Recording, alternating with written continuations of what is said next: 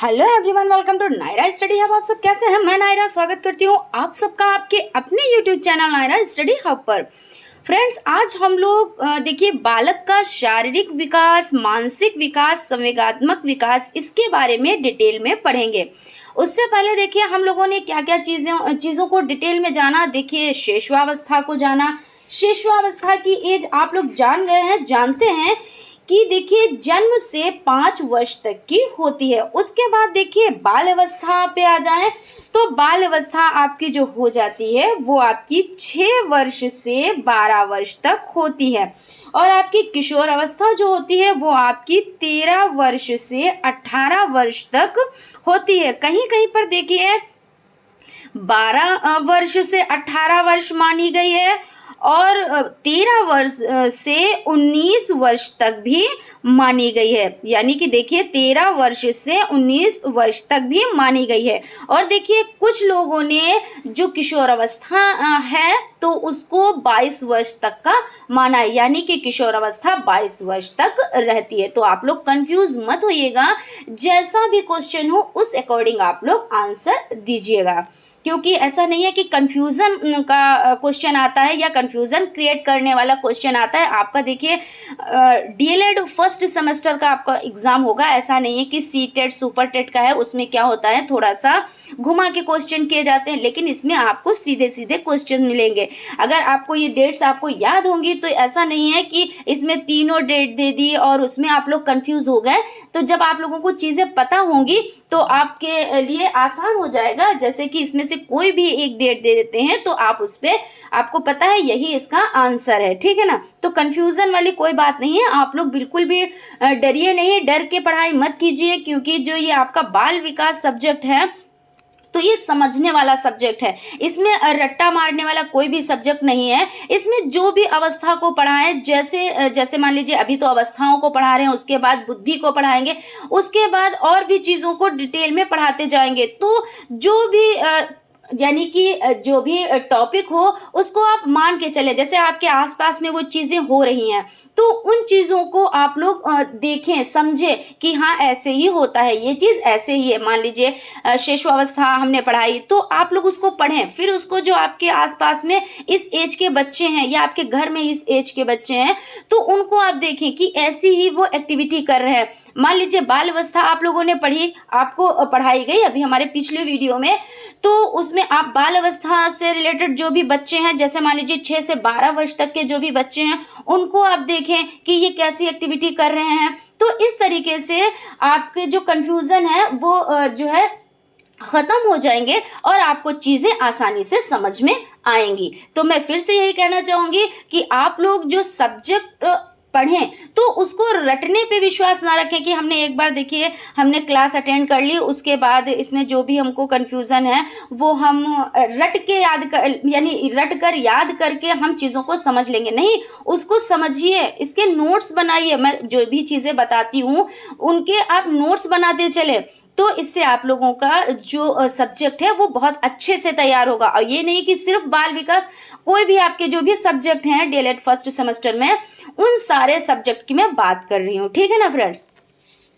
तो आगे बढ़ते हैं। आगे बढ़ने से पहले फ्रेंड्स, अगर अभी तक आप लोगों ने चैनल को सब्सक्राइब नहीं किया है तो चैनल को सब्सक्राइब कर लें और बेल आइकन को भी जरूर प्रेस कर लें, जिससे आने वाली वीडियोस आप तक पहुंच सके। और फ्रेंड्स एक चीज मैं कहना चाहूंगी, आप लोग भाई लाइक करने में बड़ी कंजूसी करते हैं, क्योंकि देखिए लाइक आप जब करते हो, कमेंट आप जब करते हो तो हमको एनर्जी मिलती है। यही देखिए हमारी एनर्जी का स्रोत होता है।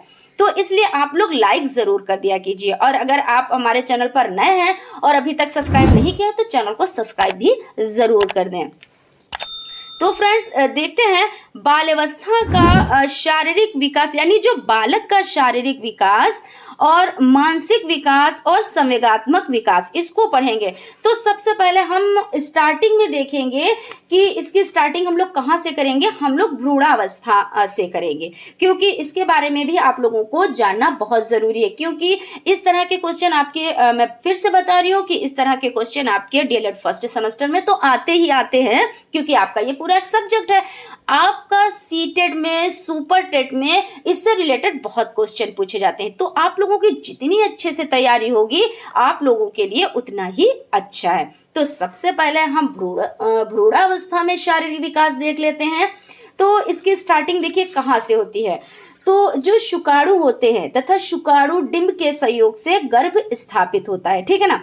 और इस अवस्था में बालक का शारीरिक विकास 3 अवस्थाओं में विकसित होता है। देखिए कितनी अवस्थाओं में विकसित होता है, तो 3 अवस्थाओं में विकसित होता है। सबसे पहला हो जाता है आपका डिंबावस्था। कौन सी अवस्था हो जाती है, तो डिंबावस्था हो जाती है। और सेकेंड अवस्था की अगर बात की जाए तो आपका हो जाता है भ्रूणीय अवस्था। तो सेकेंड आपकी हो जाती है भ्रूणीय अवस्था। और आपकी जो थर्ड हो जाती है वो देख लेते हैं। आपकी थर्ड जो अवस्था हो जाती है वो भ्रूणावस्था हो जाती है, ठीक है ना। इसमें कंफ्यूज ना होइएगा। देखिए डिंबावस्था, भ्रूणीय अवस्था और भ्रूणावस्था, ठीक है ना। तो ये चीजें आपकी हो गई। इसमें थोड़ी सी डिटेल में चर्चा कर लेते हैं। जो आपकी डिंबावस्था हो जाती है तो इस अवस्था में पहले डिंब उत्पादन होता है और उसके बाद इस समय अंडे के आकार का विकास होता है। और इसमें क्या होता है, इस अवस्था में अनेक रासायनिक क्रिया भी होती हैं। उसके बाद अगर भ्रूणीय अवस्था की बात की जाए तो इस अवस्था में डिंब का विकास प्राणी के रूप में होने लगता है, यानी कि जो बच्चे के रूप में होने लगता है, यानी प्राणी के रूप में होने लगता है। और इस समय डिंब की थैली में पानी हो जाता है।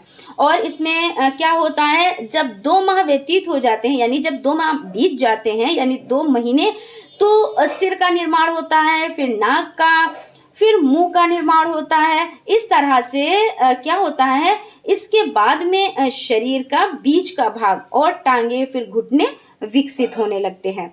अब अगर बात की जाए भ्रूणावस्था की तो इसमें क्या होता है, इसमें देखिए गर्भावस्था में दूसरे माह से लेकर जन्म लेने तक की अवस्था को भ्रूणावस्था कहते हैं। देखिए क्या होता है कि दूसरे माह से और जन्म लेने तक की अवस्था को भ्रूणावस्था कहते हैं। और इस अवस्था में क्या होता है कि जो 8वें माह तक की लंबाई 6 से 18 इंच कितनी हो जाती है, 6 से 18 इंच।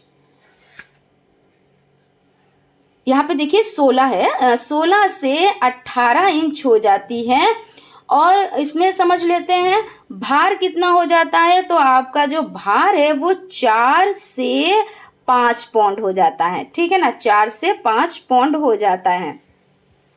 और इसमें जन्म के समय इसकी लंबाई जो होती है, यानी जन्म के समय की बात कर रहे हैं, तो इसकी लंबाई हो जाती है 20 इंच लगभग हो जाती है।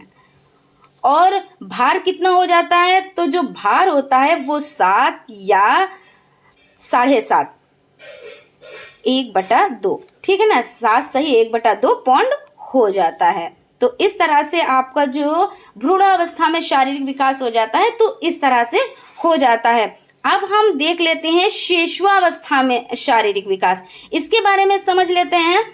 देखिए भार, तो जन्म के समय और पूरी शेषवावस्था में बालक का भार बालिकाओं से अधिक होता है। जन्म के समय बालक का भार लगभग 7.5 होता है और बालिका का भार लगभग 7.13 पाउंड होता है। उसके बाद देखिए लंबाई की अगर बात की जाए तो लंबाई आपका देखिए इसमें जन्म के समय व पूरी शेषावस्था में बालक की लंबाई से अधिक रहती है। यानी क्या होता है कि बालक की लंबाई से बालिका की लंबाई अधिक होती है। और जन्म के समय बालक की लंबाई 20.5 कितना, तो 20.5 इंच, 20.5 इंच और बालिका की लंबाई 20.3 इंच बालकों से कम होती है, ठीक है ना। यानी कि देखिए जन्म के समय पूरी शेषावस्था में बालक की लंबाई से अधिक रहती है और जन्म के समय बालक की लंबाई 20.5 इंच और बालिका की लंबाई 20.3 इंच बालकों से कम रहती है। उसके बाद सिर और मस्तिष्क की अगर बात की जाए तो इसमें देख लेते हैं। देखिए नवजात शिशु के सिर की लंबाई उसके शरीर की कुल लंबाई की 1/4 कितना, तो 1/4 यानी 1/4 होता है और शरीर का भार 2 वर्षों में 2 गुना हो जाता है। कितना हो जाता है? तो 2 गुना हो जाता है। और 3 वर्ष में शरीर के कुल भार का 80% हो जाता है। उसके बाद देखिए हड्डियों की अगर बात की जाए शिशुअवस्था में, तो नवजात शिशु में हड्डियों की संख्या 270 होती है। देखिए कितनी होती है, तो यहाँ पे आप लोग कंफ्यूज मत होइएगा, क्योंकि हम लोग सीरियल वाइज पढ़ते चलेंगे। तो जो शिशुअवस्था होती है उसमें पहले हड्डियों की संख्या 270 होती है, और उसके बाद जब बाल्यावस्था आती है तो 350 हो जाती है, और उसके बाद जब अवस्था आती है यानी कि किशोर अवस्था आती है तो उसमें 206 हड्डियां रह जाती हैं। तो उसमें क्या होता है, जो छोटी छोटी हड्डियां होती हैं तो वो आपस में जुड़ जाती हैं। तो जब जुड़ जाती हैं तो जैसे 2 हड्डियां एक में जुड़ी तो वो एक बन गई। तो इस तरह से हड्डियों की संख्या पहले बढ़ती है और उसके बाद घटती है। और देखिए इसमें शिशुअवस्था में शिशु की हड्डियां छोटी और संख्या में ज्यादा होती हैं। इसमें देखिए जब छोटी होती हैं तो वो संख्या में ज्यादा होती है, और इसके अतिरिक्त कोमल और लचीली और भली प्रकार जुड़ी हुई नहीं होती हैं, और धीरे धीरे हड्डियां कैल्शियम, फास्फेट, खनिज पदार्थों की सहायता से दिन प्रतिदिन कड़ी होती चली जाती हैं। अब बात कर लेते हैं दांतों की। तो शिशुअवस्था में दांतों की अगर बात की जाए तो 6ठे माह में शिशु के अस्थायी या दूध के दांत निकलने आरंभ हो जाते हैं। कब? तो 6वें महीने में, ठीक है ना। और शिशु के दूध के सारे दांत निकल आते हैं। उसके बाद शिशुअवस्था में मानसिक विकास को देख लेते हैं।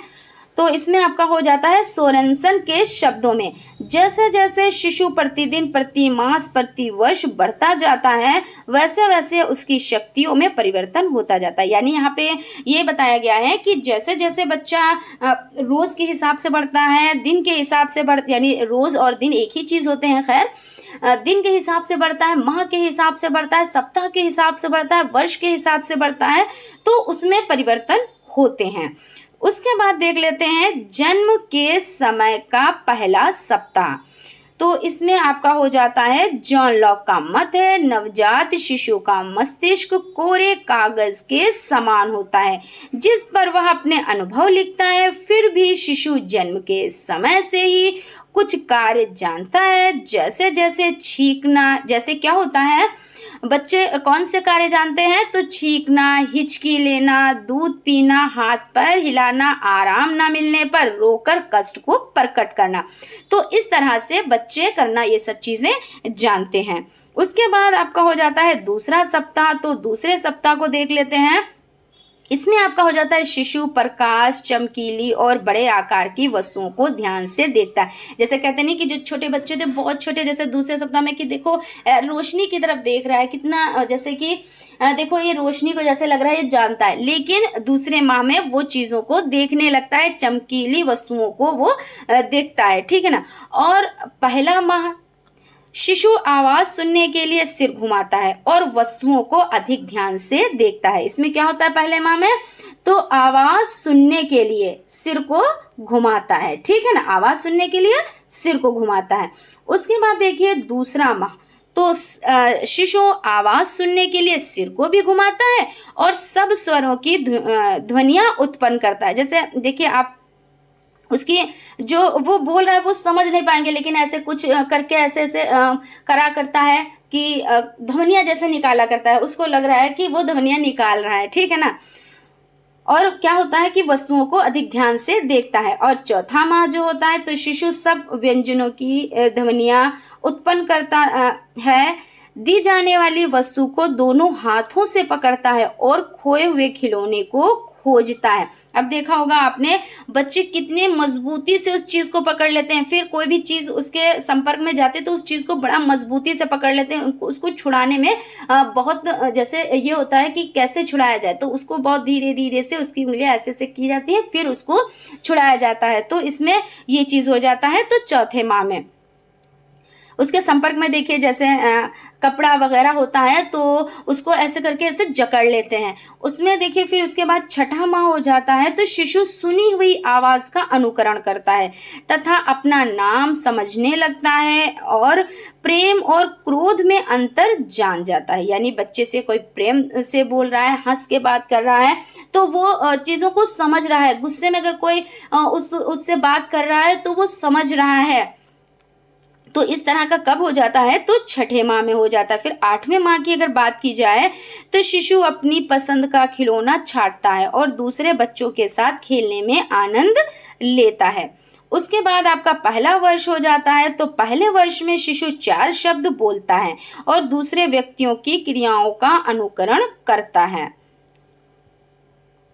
और दूसरा वर्ष हो जाता है, शिशु 2 शब्दों के वाक्यों का प्रयोग करता है। वर्ष के अंत में उसके पास 100 से 200 शब्दों तक का भंडार हो जाता है। यानी क्या होता है कि बच्चा ऐसे बोल सकता है जैसे मम्मी, पानी, पापा, खिलौना, इस तरीके से मतलब वो बोल सकता है। ये नहीं है कि एकदम से वो पूरा सेंटेंस बना के बोल पाए कि मुझे कोई चीज़ चाहिए तो मतलब मुझे खाना चाहिए, मम्मी मुझे भूख लगी है, इस तरीके से पूरा सेंटेंस नहीं बना पाता है, लेकिन वो चीज़ों को समझा सकता है, अपने शब्दों में वो कह सकता है और उसके जो गार्जियंस होते हैं वो समझ जाते हैं कि पानी अगर बोला मम्मी पानी, तो मतलब मुझे प्यास लगी है, मुझे पानी दो। तो इस तरह से हो जाता है। उसके बाद आपका तीसरा वर्ष जो होता है उसमें देख लेते हैं, शिशु पूछे जाने पर अपना नाम बताता है और सीधी या लंबी रेखा देखकर वैसी ही रेखा खींचने का प्रयत्न करता है।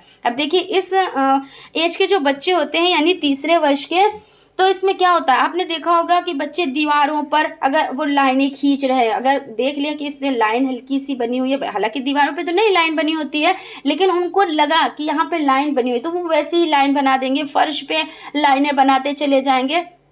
और क्या होता है कि घर के लोगों को बड़ा वो भी लगता है कि ये बच्चे दीवार को खराब कर रहे हैं, ये बच्चे फर्श को खराब कर रहे हैं, लेकिन वो एक्टिविटी करते हैं, वो उसके द्वारा जो चीज़ मतलब होती है उसका अनुकरण करते हैं कि यहाँ पे लाइन बनी है तो मुझे भी लाइन बनानी चाहिए। तो इस तरीके से क्या होता है कि वो लंबी रेखा को देखकर वैसी ही रेखा खींचने का प्रयत्न करने लगता है बच्चा।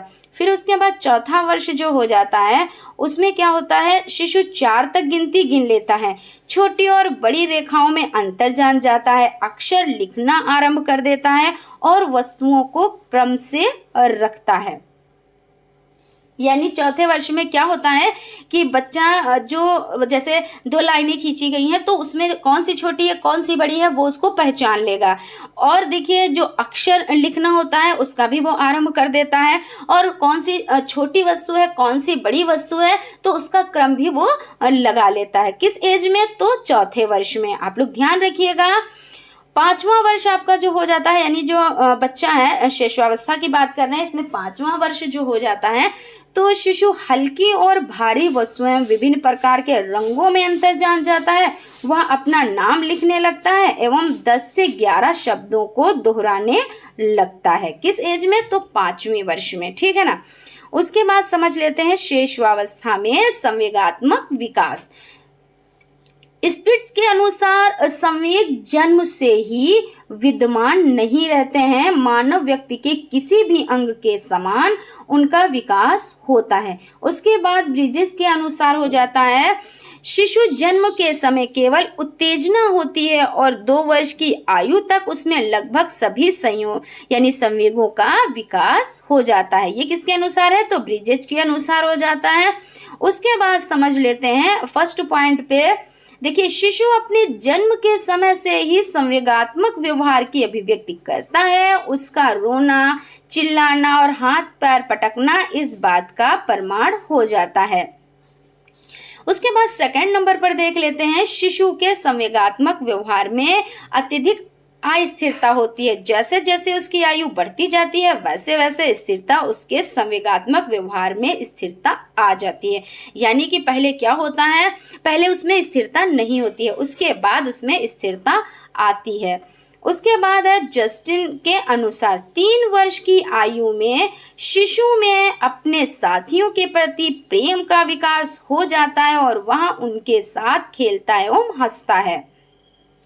यानी जब 3 वर्ष का बच्चा हो जाता है तो उसमें क्या होता है, वो अपने साथियों से के प्रति प्रेम का विकास हो जाता है, यानी वो अपने साथियों से प्रेम करने लगता है और उनके साथ में खेलने भी लगता है। एलिस क्रो के अनुसार हो जाता है, शिशु अपने साथियों और बड़े लोगों के संवेगात्मक व्यवहार का अनुकरण करता है, उसे उन्हीं बातों से भय लगता है जिससे उन्हें लगता है। यानी कि कहने का मतलब यह है कि इस एज का जो बच्चा होता है तो वो अपने जैसे जो उसके आसपास में लोग हैं, जो उसके बड़े हैं, जो उसके साथी हैं, जैसा व्यवहार करते हैं, जिस तरीके से एक्टिविटी करते हैं, वो भी उन्हीं की नकल करता है।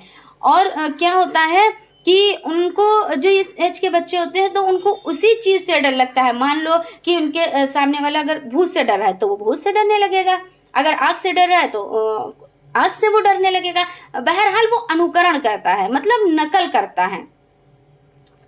उसके बाद है स्किनर एवं हैरीमैन के अनुसार, तो इसमें हो जाता है शिशु का संवेगात्मक व्यवहार धीरे धीरे अधिक निश्चित और स्पष्ट हो जाता है, उनके व्यवहार के विकास की सामान्य दिशा अनिश्चित और अस्पष्ट से विशिष्ट की ओर जाती हैं। उसके बाद आपका हो जाता है बाल्यावस्था में शारीरिक विकास। देखिए अभी हम लोग क्या पढ़ रहे थे, हम लोग शिशुअवस्था को पढ़ रहे थे, अब हम लोग बाल्यावस्था को पढ़ेंगे। इसकी एज क्या है, तो इसकी एज आपकी हो जाती है 6 से 12 वर्ष, ठीक है ना। इसकी एज 6 से 12 वर्ष हो जाती है। इसमें समझ लेते हैं बाल्यावस्था में शारीरिक विकास निम्न प्रकार से होता है, यानी कि देखिए कई प्रकार से होता है, तो इसमें हम समझ लेते हैं। सबसे पहले आपका हो जाता है भार। तो बाल्यावस्था में बालक के भार में तीव्र वृद्धि होती है, यानी कि तेजी से वृद्धि होती है। 12 वर्ष के अंत में उसका भार 80 और 95, देखिए 80 और 95 पाउंड के बीच, 80 और 95 पाउंड के बीच में होता है। 9 या 10 वर्ष की आयु तक बालकों का भार बालिकाओं से अधिक रहता है।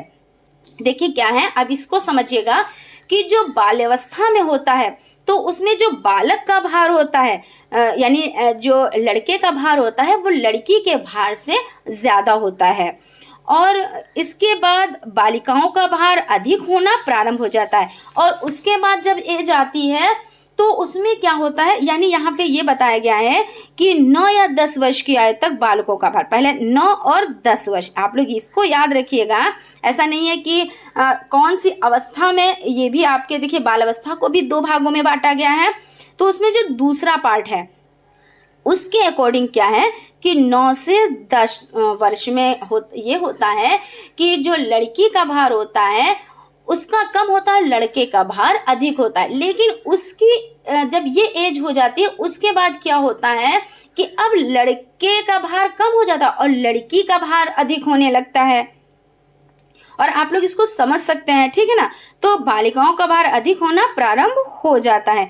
अब सिर और मस्तिष्क की बात करें तो बाल्यावस्था में क्रमशः परिवर्तन होता रहता है, क्रमशः मतलब क्रम से लगातार। 9 वर्ष की आयु में बालक के मस्तिष्क का भार उसके कुल शरीर का 90% होता है। यानी क्या कह रहे हैं कि बाल्यावस्था में लगातार यानी क्रमशः परिवर्तन होता रहता है, और 9 वर्ष की आयु में बालक के जो मस्तिष्क का भार है तो उसके कुल शरीर का 90% होता है। अब हड्डियों की बात कर लेते हैं, तो हड्डियां देखिए बाल्यावस्था में हड्डियों की संख्या और अस्थिकरण अर्थात दृढ़ता में होती हैं। इस अवस्था में हड्डियों की संख्या 270 से बढ़कर 350 हो जाती है। यानी देखिए जब शिशु अवस्था में बच्चा था तो उसकी हड्डियां कितनी थी, तो उसकी हड्डियां 270 थी, उसके बाद बढ़ी। अब देखिए बाल्यावस्था में बढ़ गई हड्डियां, ये चीज आप लोग ख्याल रखिएगा, बढ़ के आपकी 350 हो गई। उसके बाद देख लेते हैं दांत। तो 6 वर्ष की आयु के बच्चों के दांत गिरने शुरू हो जाते हैं और उसकी जगह पर स्थायी दांत निकलने शुरू हो जाते हैं। किस एज में दांत गिरने स्टार्ट हो जाते हैं, तो 6 वर्ष की एज में। देखते हैं नेक्स्ट पॉइंट। देखिए इसमें थोड़ा सा और भी समझ लेते हैं। अब हम लोग समझेंगे किशोरावस्था को, इसके बारे में थोड़ी सी और भी जानकारी ले लेते हैं। किशोरावस्था में शारीरिक विकास, तो अगर इनके भार और लंबाई की बात की जाए तो किशोर अवस्था में बालक और बालिकाओं के भार और लंबाई में बहुत तेजी के साथ मतलब वृद्धि होती है, ठीक है ना। क्या होता है किशोर अवस्था में सब बहुत ज़्यादा तीव्रता के साथ वृद्धि होती है। और 18 वर्ष के अंत में यानी 18 वर्ष के लास्ट में क्या होता है, लड़कों का भार लड़कियों के भार से लगभग कितना, तो 25 पाउंड अधिक हो जाता है। किनका भार, तो देखिए लड़कों का भार लड़कियों के भार से लगभग कितना हो जाता है, तो 25 पाउंड अधिक हो जाता है। और एक चीज़ है कि जो लड़कियों की लंबाई होती है वो 16 वर्ष तक परिपक्व हो जाती है, यानी कि लड़कियों की लंबाई जितनी बढ़नी होती है तो वो 16 वर्ष तक बढ़ जाती है। उसके बाद देखिए जबकि लड़कों की जो लंबाई है तो वो 18 वर्ष तक उनको जितना बढ़ना होता है, यानी उनको जितनी लंबाई प्राप्त करनी होती है तो उनको 18 वर्ष तक उनको प्राप्त हो जाती है, ठीक है ना। तो कितने वर्ष तक, तो ये चीज़ आप लोग याद रखिएगा कि लड़कियों की लंबाई 16 वर्ष तक कंप्लीट हो जाती है और लड़कों की 18 वर्ष तक। उसके बाद अगर हड्डियों की बात की जाए, हड्डियों और दांत की बात की जाए, तो इसमें देखिए किशोर अवस्था में पूरे शरीर में यानी संपूर्ण शरीर में हड्डियों का ढांचा पूरा हो जाता है और हड्डियों में मजबूती आ जाती है और छोटी छोटी हड्डियां भी एक दूसरे से जुड़ जाती है। यानी कि देखिए शेषवावस्था में कितनी थी, तो मैं बार बार देखिए चीज़ को रिपीट कर रही हूँ। क्यों रिपीट करती हूँ, क्योंकि आप लोगों को चीज़ें बहुत अच्छे से समझ में आ जाए, आपके जो माइंड में वो चीज़ सेट हो जाए, एकदम फिट हो जाए, वो फिर आप लोग भूले ना, कोई भी कन्फ्यूज़न ना रहे, ठीक है ना। तो देखिए शेषवावस्था में हड्डियों की संख्या तो 270 और उसके बाद बाल्यावस्था में जब हड्डियों की संख्या देखिए कितनी हुई, तो 350 हो गई। अब जब किशोरावस्था आई तो इसमें क्या हुआ, इसमें हड्डियां जो थी वो मजबूत हो गई और एक दूसरे से क्या हो गया कि जुड़ गई, एक दूसरे से हड्डियां जुड़ गई। और अगर इस एज में दांतों की बात करें तो लड़के और लड़कियों में अक्ल के दांत निकलने आरंभ हो जाते हैं। किस एज में अक्ल के दांत निकलने आरंभ हो जाते हैं, तो किशोरावस्था में, ठीक है ना। किशोरावस्था में अक्ल के दांत निकलने स्टार्ट हो जाते हैं, वो भी लास्ट जब जैसे कि 12 से 18 या 13 से 19 वर्ष मानी गई है, तो जब इस एज का लास्ट चल रहा होता है तब अक्ल दांत यानी अक्ल के दांत निकलने स्टार्ट हो जाते हैं। और जो ये दांत हैं तो इस अवस्था के अभी हमने जैसा कि बताया कि अंतिम दिनों में निकलने स्टार्ट होते हैं। जैसे कि मान लीजिए आपने 13 से 19 आपके ऑप्शन में है, तो जब वो 19 का होगा ना, तब उसका जैसे 19 को कंप्लीट करने चलेगा तब उसके अक्ल दांत निकलेंगे, यानी कि दांत निकलेंगे, ठीक है ना। उसके बाद देखिए अगर बात की जाए सिर और मस्तिष्क की, तो इसकी बात कर लेते हैं। देखिए किशोर अवस्था में सिर एवं मस्तिष्क का विकास निरंतर जारी रहता है, यानी लगातार जारी रहता है। और सिर का पूरा विकास मध्य किशोर अवस्था में हो जाता है, यानी मध्य किशोर अवस्था। तो मध्य किशोर अवस्था कितनी एज में मानी गई है, जैसे मान लीजिए आप 12 से 18 मान रहे हैं, ठीक है ना। तो आपका 17 से यानी 15 से 17 आपकी मध्य अवस्था हो गई, क्योंकि 12 से आपने 18 माना ना, तो 12 3 15 और फिर 15 और 3 18, तो इसमें आपका हो जाता है 15 से 17 वर्ष के बीच मानी गई है। और इस टाइम पे क्या होता है, जो मस्तिष्क का भार होता है वो कितना होता है, तो 1200 से लेकर 1400 ग्राम तक, यानी ग्राम के बीच में होता है। और देखिए कुछ और भागों की बात कर लेते हैं। तो इस अवस्था में क्या होता है, इस अवस्था में जो मांसपेशियां हैं उसमें सुडौलता और सुदृढ़ता आनी शुरू हो जाती है।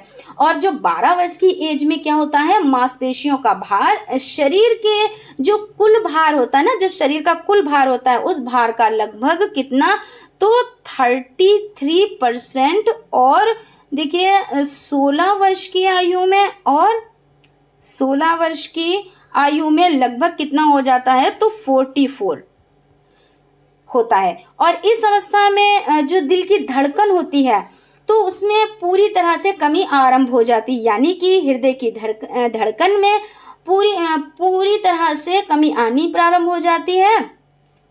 और 1 मिनट में, तो 1 मिनट में अगर बात की जाए तो 1 मिनट में 72 बार, कितना, तो 72 टाइम्स होती है। और लड़कों में पुरुषत्व एवं लड़कियों में स्त्रीत्व की पूर्ण विशेषताएं प्रकट होने लगती हैं। यानी कि देखिए क्या होता है, जो लड़के होते हैं उनमें क्या होता है कि पूरी तरह से वो पुरुष जैसे दिखने लगते हैं, और जो लड़कियां होती हैं वो कैसे, तो स्त्रियों की जैसे विशेषताएं उनकी हो जाती हैं। तो फ्रेंड्स, हम लोगों ने देखिए आज किन किन चीज़ों पे डिस्कस किया। हम लोगों ने देखिए सबसे पहले कौन सी अवस्था को देखा, तो सबसे पहले हम लोगों ने भ्रूणावस्था, उसकी जो डिंबावस्था, भ्रूणावस्था, इनको डिटेल में जाना। उसके बाद शिशुअवस्था को डिटेल में देखा। देखिए शिशुअवस्था में शारीरिक विकास सिर और मस्तिष्क हो जाता है। उसके बाद देखिए शिशुअवस्था में मानसिक विकास, जन्म के समय व पहला सप्ताह, दूसरा सप्ताह, पहला माह, दूसरा माह, इन सब चीज़ों को हम लोगों ने डिटेल में कंप्लीट किया। उसके बाद हम लोगों ने क्या चीज़ पढ़ी, तो हम लोगों ने देखिए बाल्यावस्था में शारीरिक विकास को पढ़ा, इसको भी हम लोगों ने डिटेल में जाना। उसके बाद हम लोगों ने किशोर अवस्था को डिटेल में जाना। मुझे विश्वास है कि आप लोगों को क्लास अच्छी लगी होगी, क्योंकि देखिए बोरिंग सब्जेक्ट तो है नहीं, बड़ा ही इंटरेस्टिंग सब्जेक्ट है। आप लोग इंटरेस्ट लेके इसको पढ़ा कीजिए, तो चीज़ें आप लोगों को बहुत अच्छे से समझ में आएंगी। मिलते हैं नेक्स्ट क्लास में, तब तक आप लोग अपना ख्याल रखें। Thank you.